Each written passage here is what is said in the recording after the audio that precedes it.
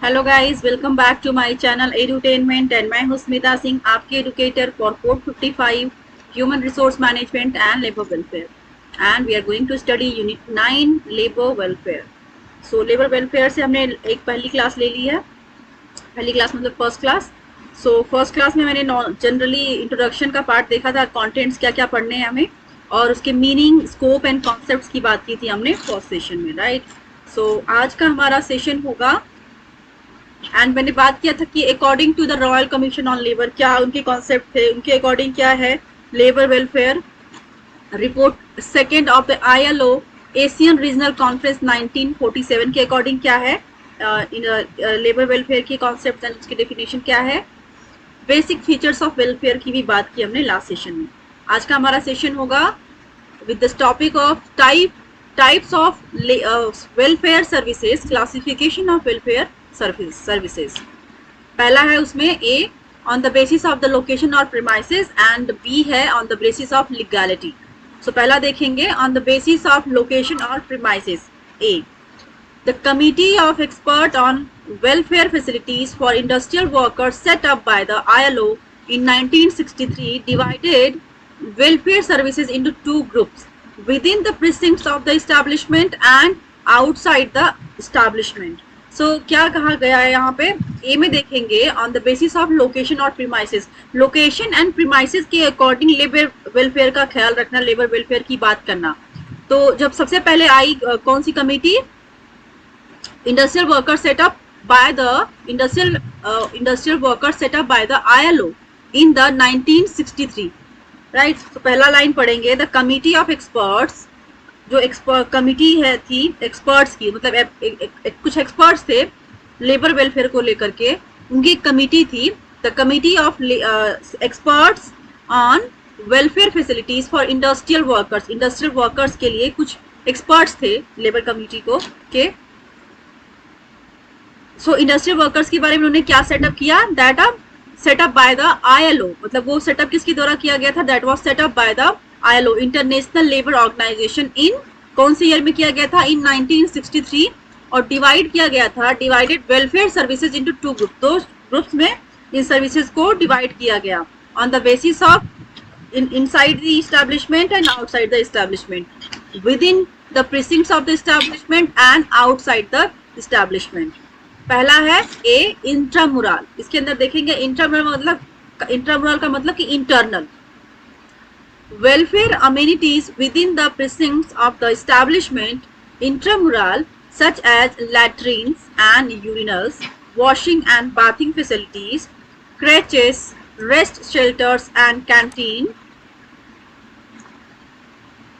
arrangements for drinking water, arrangements for prevention of fatigue, health services I'm sorry, including occupation safety, administrative arrangements to look after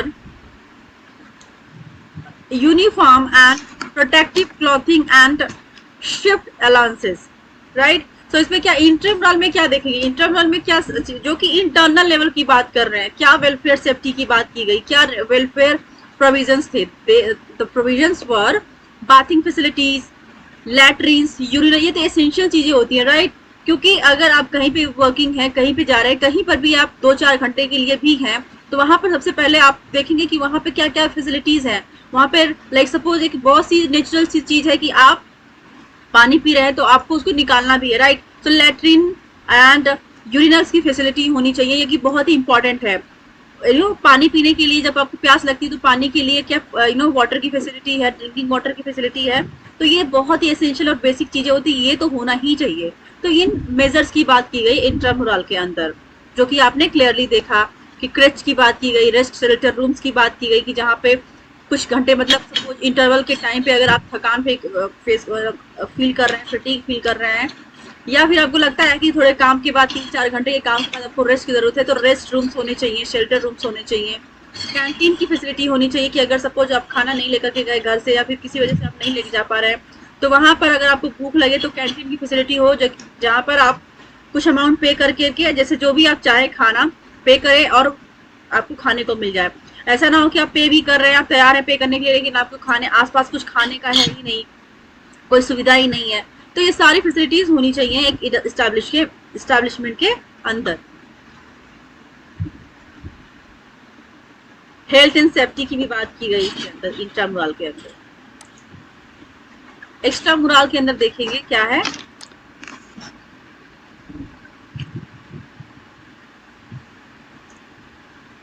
Welfare amenities outside the establishment, such as maternity benefits, social insurance measures including gratuity, pension, provident fund and rehabilitation, benevolent funds, medical facilities including programs for physical fitness and efficiency, family planning and child welfare, education facilities including adult education, housing facilities, recreational facilities including sports, cultural activities, library and reading rooms, holiday homes and leave travel facilities, workers cooperative stores, fair price shops and cooperative thrift and credit societies, vocational training for dependents of workers, welfare programs for welfare of women, youth and children, and transport to and from the place of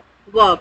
So extra intramural के अंदर जहाँ पे आपने देखा कि आपको latrine की facility होनी चाहिए, बाथिंग की फैसिलिटी होनी चाहिए, यूरिनल्स की होनी चाहिए, ड्रिंकिंग वाटर की होनी चाहिए, हेल्थ एंड सेफ्टी की होनी चाहिए, right, other were like that, right.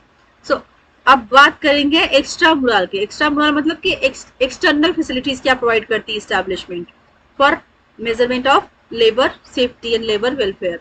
सो उसके अंदर आता है मैटरनिटी बेनिफिट। सपोज कोई वुमन वर्किंग है किसी भी इस्टेब्लिशमेंट में, क्योंकि वुमन का के साथ क्या होता है कि वुमन के साथ बहुत सारी चीजें होती है जो कि नेचुरली होती हैं उसके साथ, तो नेचुरल चीजों के लिए तो उसको फैसिलिटीज मिलनी चाहिए, अपार्ट फ्रॉम द मैन की अमान मैन की कुछ और मेजर्स होंगे, वुमन के साथ कुछ और होंगे, राइट। सो वुमन के केस में जब वुमन एक गर्भ धारण करती है तो उस केस में जब उसका लास्ट पीरियड होता है बेबी को बर्थ करने का, जन्म देने का, तो उसको लीव्स मिलनी चाहिए, राइट, क्योंकि वो नेचुरल प्रोसेस होता है जिसमें मेन एंड वुमेन दोनों का कंट्रीब्यूशन होता है। दोनों की जो बेबी आएगा भले ही वो एक माँ पिता के लिए लीव नहीं दी जाती, लेकिन वहां पर रोल किसका है, वहां पे माँ का रोल है, क्योंकि माँ को बेबी के बर्थ के बाद फीड कराना, क्योंकि 6 मंथ तक तो बेबी को छोड़ना ही नहीं चाहिए, क्योंकि बेबी को मदर की मिल्क की जरूरत होती है, राइट, मदर को फीड कराना होता है बेबी को। सो इन दैट, और उसको maternal love and everything care सब कुछ चाहिए होता है बेबी को, as you know. So maternity benefits के अंदर मेजर रखा गया कि अभी जो मेटर्निटी बेनिफिट के अंदर लीव्स प्रोवाइड की जाती हैं, मेडिकल फैसिलिटीज प्रोवाइड की जाती हैं, माँ को वो है 26 वीक्स की लीव प्रोवाइड की जाती है, that is the paid, right. और वो लीव कैसे प्रोवाइड की जाती है, कब कब प्रोवाइड की जाती है, किस क्या तरीका होता है अप्लाई करने का, वो सारी चीजें हम डिस्कस करेंगे आगे चल के भी। पिछला मैंने अगर आप चैप्टर देखेंगे यूनिट 1 to 1 to 8 मैंने करा दिया है, सो आप उन सेशन को अगर देखें तो आपको समझ में आ गया होगा कि क्या मेजर्स हैं, किस तरह से लीव्स अप्लाई होता है, कितने वीक्स की लीव होती हैं, कब अप्लाई करते हैं, मैटरनिटी के पहले कितने दिन पहले अप्लाई करना होता है, कितने दिन के बाद तक अप्लाई कर सकते हैं, किस तरह से लीव को आप एक्सटेंड कर सकते हैं। सपोज 26 वीक्स की लीव के बाद आप अगेन 12 वीक्स की लीव के को एक्सटेंड कर 12 वीक्स तक उसको एक्सटेंड कर सकते हैं। वो अनपेड लीव होती है बट आप उसको एक्सटेंड कर सकते हैं, राइट। मतलब 15 जब तक कि बच्चा 15 मंथ्स का ना हो तब तक आप लीव को 26 वीक की लीव के बाद, पेड लीव के बाद आप लीव को अपने एक्सटेंड कर सकते हैं। That will be the unpaid leave, but yes you have that facility कि आप एक्सटेंड कर सकते हैं। एटलीस्ट आपकी जॉब खतरे में नहीं जाएगी अगर आप वर्किंग वुमन है तो, राइट। मैटरनिटी बेनिफिट्स के अलावा क्या दिया गया, social insurance measures. Social insurance का मतलब होता है कि कंपनी इंश्योरेंस प्रोवाइड करती है कि अगर कोई उसको हेल्थ इश्यूज हो गया, कोई प्रॉब्लम हो गई, तो कंपनी मेडिकल फैसिलिटीज प्रोवाइड करेगी, राइट। सो मेडिकल फैसिलिटीज के अंदर देखेंगे, पहले देखेंगे social insurance measures including gratuity. Social की बात करेंगे अभी। सोशल के अंदर है जो क्या क्या चीजें इंक्लूड की जाती है सोशल के अंदर, दैट इज ग्रेचुटी। ग्रेचुटी वो होती है कि जब इंप्लॉय किसी भी ऑर्गेनाइजेशन में वर्किंग है तो ग्रेचुटी के लिए वो कब एलिजिबल होगा, जबकि वो 5 साल किसी भी ऑर्गेनाइजेशन में देता है, then that person will be eligible for the gratuity, right। Pensions, उसकी सैलरी से जो डिडक्शन होता है अमाउंट का पेंशन के रूप में, या फिर कंपनी उसको प्रोवाइड करती है उस पर्सन को एज अ पेंशन की, जब वो रिटायर हो तो पेंशन प्रोवाइड किया जाए ताकि उसकी जॉब के बाद भी उसकी लाइफ सिक्योर रहे. Provident fund and rehabilitation benevolent funds, medical facilities including programmes for physical fitness and efficiency. Family planning and child welfare की भी बात करते हैं. एजुकेशन फैसिलिटी प्रोवाइड करता है, एक्स्ट्रा मुराल के अंदर आता है educational facilities including adult education. Adult education के केस में भी मेडिकल एजुकेशन फैसिलिटी प्रोवाइड करता है.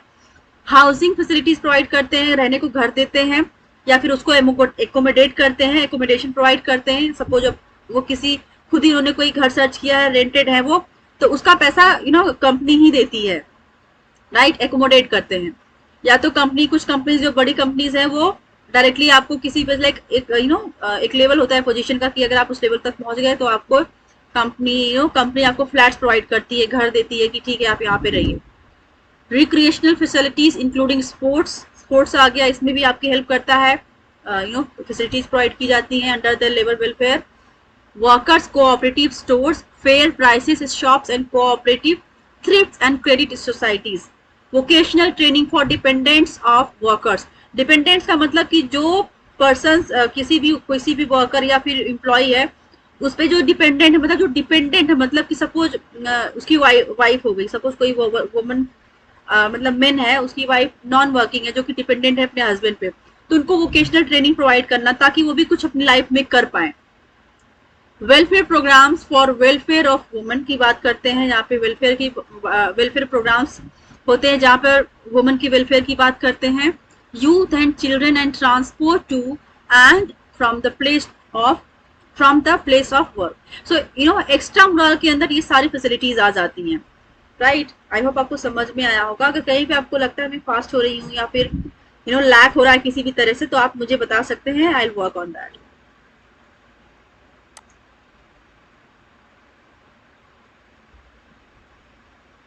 ओके, सो आज हमने देखा types of welfare services, classification of welfare services के अंदर intra mural and extra mural labour welfare की बात की हमने, राइट.